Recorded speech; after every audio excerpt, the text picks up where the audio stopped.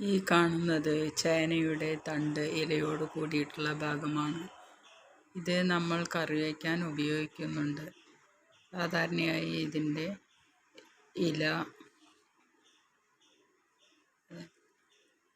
ഇലയും തണ്ടും കൂടിയിട്ട് കറി വയ്ക്കാവുന്നതാണ്.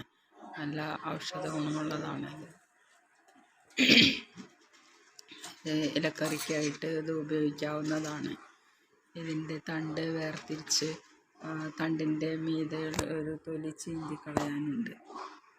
ചീന്തിക്കളഞ്ഞ ഭാഗം കഷ്ണമാക്കി വേറെ വെച്ച് ഇലയും തണ്ടും വേറെ വേറെ അരിഞ്ഞ് വയ്ക്കണം.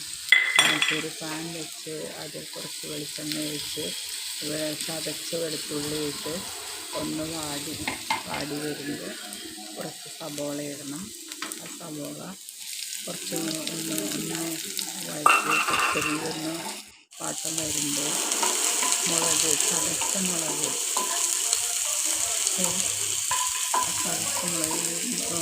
നടുക്ക് മാത്രം ഒരു പേസ്റ്റ് ഉണ്ടാക്കി അതിൽ കുറച്ച് മുളക് മാത്രം ഇട്ടിട്ട് മൂപ്പിച്ചെടുക്കും.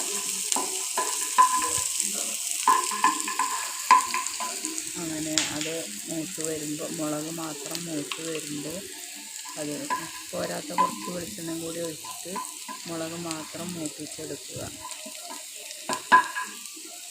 പിന്നീട് ആ മുളക് നല്ലോണം മൂത്ത് വരുമ്പോൾ സബോളയും വെളുത്തുള്ളിയും കൂടി വഴറ്റിയിട്ടുള്ളത് അവിടെ മിക്സാക്കി അത് ചേനയുടെ തണ്ടരിഞ്ഞത് ഇട്ട് വഴറ്റണം.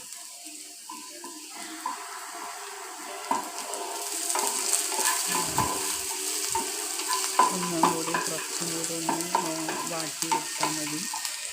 അത് അരിഞ്ഞ തണ്ട് ഇട്ടിട്ട് വഴറ്റി ഒന്ന് കുറച്ച് നേരം ഇളക്കിയിട്ട് മൂടി ഒഴിക്കുക.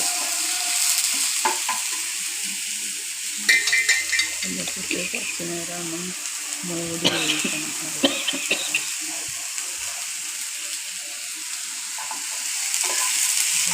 തണ്ട് വാടി വരുന്നുണ്ട്. കുറച്ച് നേരം ഇളക്കിയിട്ട് ഒരു മൂടി വെച്ചിട്ട് മൂടി എടുത്ത് വെക്കുക.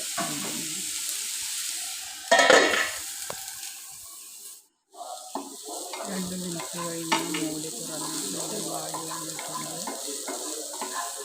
ആ വാടി വന്നതിലേക്ക് അരിഞ്ഞ ഇല ഇട്ടിട്ട് ഒന്ന് ഇളക്കി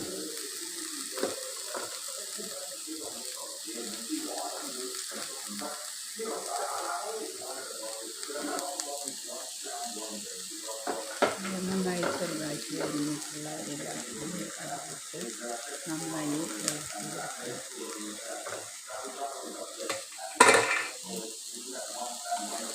കുറച്ച് ഉപ്പും കൂടി ചേർക്കണം. ഉപ്പ് ഇതിൽ ചേർത്തിട്ടില്ല, തണ്ട് വേകാൻ വേണ്ടി ഉപ്പ് ചേർത്തിട്ടില്ല. അപ്പോൾ കുറച്ച് ഉപ്പ് ചേർക്കാൻ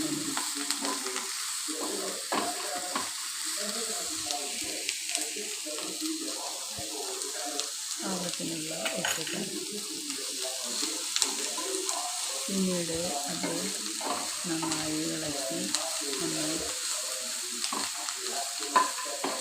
കുറച്ച് നേരം വേണമെങ്കിൽ മൂടി വയ്ക്കാവുന്നതാണ്. പിന്നെ ഒരായി വരുമ്പോൾ അത് മൂടി തുറന്ന് വെച്ച് നല്ലോണം വലിയണം. നന്നായി ഇളക്കി വലിച്ചെടുക്കണം. തിക്കി തുറച്ച് എടുക്കുക. വലിഞ്ഞു വരുമ്പോൾ കുറച്ച് പുളി ചെറിയൊരു സ്പൂൺ ഒന്നളവിൽ പുളി കലക്കി ഒഴിച്ച് നന്നായി ചേർത്ത് ഉണക്കിയെടുക്കുക.